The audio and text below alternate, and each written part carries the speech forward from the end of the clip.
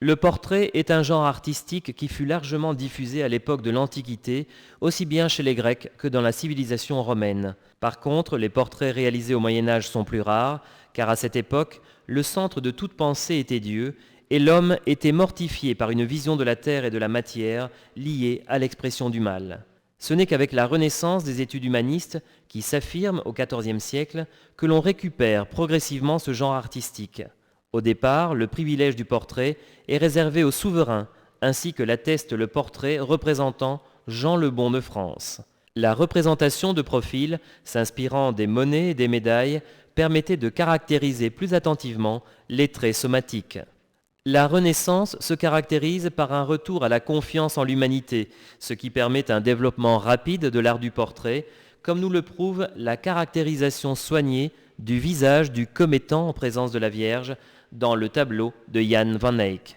Sous l'influence des peintres flamands, la représentation de profil est remplacée par la vision frontale ou de trois quarts qui favorise une mise en place plus naturelle de la figure dans l'espace et qui permet de représenter non seulement les traits somatiques, mais aussi les sentiments et les expressions. La diffusion du portrait à l'époque de la Renaissance est attestée par le tableau intense d'Albrecht Dürer où le maître se représente lui-même en utilisant le portrait comme forme de connaissance de soi.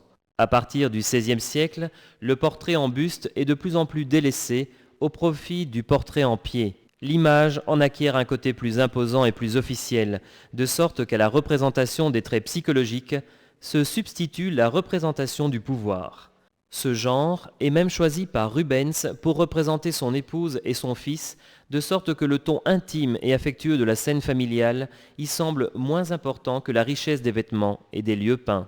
Au cours du XVIIIe siècle, s'affirme la tradition qui consiste à insérer les personnages représentés dans des paysages idéalisés, ce qui confère plus de naturel et de spontanéité au portrait.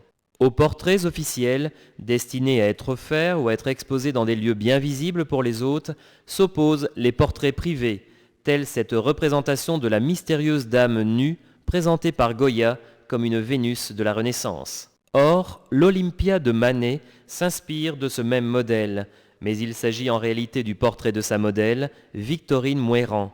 En effet, pour Manet, le portrait n'est qu'un prétexte pour expérimenter ses nouvelles idées artistiques.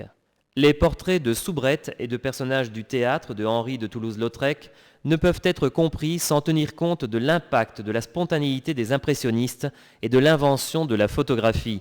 Ces personnages se caractérisent en effet par leurs attitudes naturelles tirées du quotidien.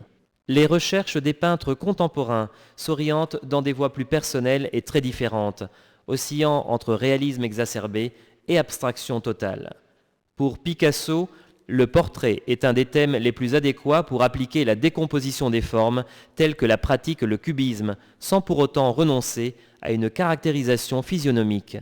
Par contre, en simplifiant les formes, Modigliani semble poursuivre un modèle idéal de beauté au niveau des visages allongés où les sentiments sont exprimés par de grands yeux, reflets de l'âme.